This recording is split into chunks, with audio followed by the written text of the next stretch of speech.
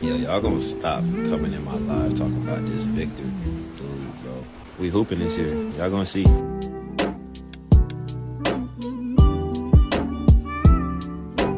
Alright, team. With the end of the season coming up, there's only a few more games left. I think it's about that time where we start getting in tune with these prospects and start to figure out which prospect would fit and which ones wouldn't. And let me just start by saying, excuse my voice, I am feeling a little bit under the weather. I don't know if it's allergies or whatever, but that's why I sound like that. So, our first prospect today, we are going to be talking about Kon Knueppel, or Kon Knueppel. I'm not entirely sure how to say his last name, but here he is in this mock draft, and we're using Yahoo Sports mock draft. This was created by Kevin O'Connor, so shout out to him. This has Kon Knueppel going pick number 9 to the Portland Trailblazers. And ignore the team fit, because obviously we're not a Trailblazers page. We're just going to look at Knueppel himself. Knueppel makes sense as a selection in this regard since he brings more than just sharpshooter stroke. Thanks to his brainy pick and roll playmaking and crafty scoring feel, while he's not a primary creator, he can be one of the team's creators alongside Denny and Donovan Clingan in the high post. And as you can see down here, they have his comparisons to Cameron Johnson and Bojan Bogdanovic. I'm just going to call him Kon. So I did look at Kon's no ceiling video on YouTube. If y'all don't know no ceiling, they basically do highlights or breakdowns of their playmaking, scoring, and defense on a whole video. And so I was watching that a little bit, and I'm just gonna say straight up, I don't know if 6'7" is entirely correct. Now I could be wrong. Like I said, I haven't watched college basketball, and so maybe a lot of players are just bigger, but he looks more like 6'5", 6'6" max. But then again, I could just be off on that. Y'all let me know down below if he's actually 6'7". And I do see the comparison to Bojan Bogdanovic, because when watching this, I noticed that Kon can get downhill. He's not the fastest player, obviously not the most athletic, but he finds a way in the college setting. Now, I don't know how much that will translate when you're going against more athletic and stronger defenders, because his footwork didn't jump out to me. And obviously they say he's not a primary playmaker, so we're not looking for him to be our point guard of the future. Here it says he's a wing. I've also seen some websites call him a guard. I'm pretty sure he plays mostly like a 2 guard for Duke, because he does like to get in that pick and roll and get downhill. Now my thoughts, this is just the first video, so obviously we're not gonna say like this is our guy just straight up, but I don't know if the Spurs would be looking at Kon as a prospect, just because I can't remember a time where they drafted a 3-point marksman. So the last I could remember is Joe Wieskamp with the 2nd round pick number 41, but that's completely different going into this draft where there's a lot of high upside players and you're gonna have a top 10 pick. And so I don't know if the Spurs are even looking at just like a pure shooter. And I know they say he can do a little bit more than that, but I'm not sure how much that will translate, especially Bojan and Cameron Johnson. You look at them more of shooters, but the argument could be made that now the Spurs are going into like a winning situation where they're looking to win and they're trying to find the best pieces to complement the star players, as where in past drafts you were looking for higher upside players. So that's why I raised the question if the Spurs are still looking for a high upside player, because then again you do have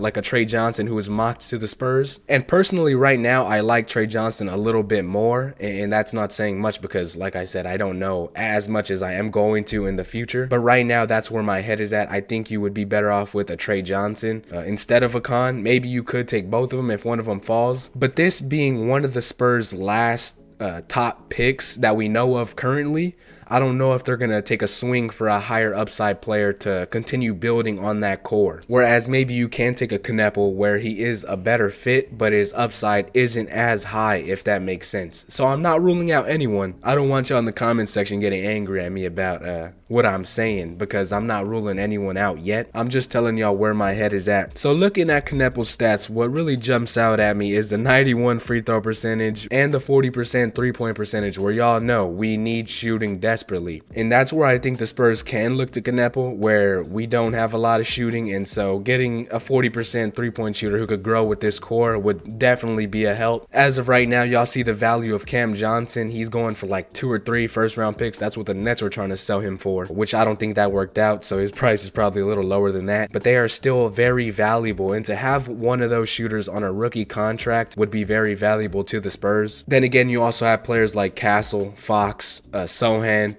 And I know that those guys have some, they have 3-point shooting abilities, but they're not a sniper. We need more players that can shoot the ball consistently and really give Wemby, Fox, and Castle space to work. And so I'm gonna just say, if the Spurs were to draft Knueppel, I would be excited. I think he will look really good in the Spurs system. I am gonna do a little bit more in-depth research about him as time goes on and we get a little bit closer to the draft. But right now, I will say, if the Spurs took him, I wouldn't be upset about it. I think it would be a good pick, and this would definitely help the Spurs out, giving Wemby more room to work, giving Fox more room to work, Steph Castle more room to work, and you really can't go wrong with the shooter, because more likely than not, the shooting will translate. And so, taking a look at the depth chart, I don't know if Chris Paul will be back next season, but you will have De'Aaron Fox at that starting point guard. You could have Chris Paul as the backup. I would like that. This is where you could possibly see the Spurs look for a backup point guard to draft, and you also need a backup shooting guard. I don't know if Blake Wesley will be that. Maybe he could slide over and be that backup one, get some minutes next to Chris Paul next season. And then I think Knueppel would fit right here at the backup shooting guard position. Just sub in and provide a lot of shooting. You could have a backup rotation of Chris Paul, Knueppel, Keldon Johnson, Sham Penny, or Harrison Barnes, and you need a backup big man. That is something that the Spurs need to address desperately. I think Sohan should move back up to the starting power forward next season, but that's just something we're going to have to see. I would prefer a lineup of Fox, Vassell, Castle, Sohan, and Wembanyama. And so a draft pick like Knueppel would bulk out this bench and provide overall shooting, because you can switch up the lineups. And if you run a lineup of Fox,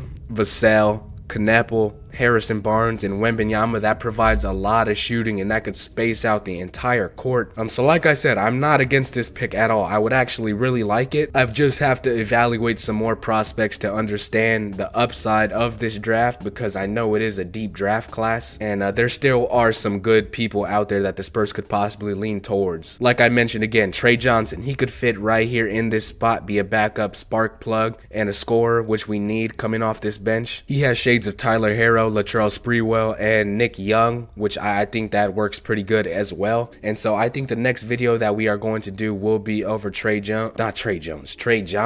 Not to mention he also goes to Texas, so that's a plus. But let me know what y'all think. Overall, Knueppel, in my opinion, that would be a good pick for the Spurs. I know that's someone that y'all guys like in the comments section. Leave y'all's thoughts down below. Who are some other prospects that y'all would like to see me talk about? Leave them down below in the comments section. And as always, if there's more insight and more information that y'all could provide about Knueppel that I may have missed, because like I said, I'm not that in tune with the college basketball, so maybe we revisit Knueppel a little bit more later down the line. But that's my first assessment of Kon Knueppel. As always, y'all be sure to leave a like, comment down below, and subscribe to Spurs Spotlight. Until then, it's been your boy Chris, and I will catch y'all later. I am out.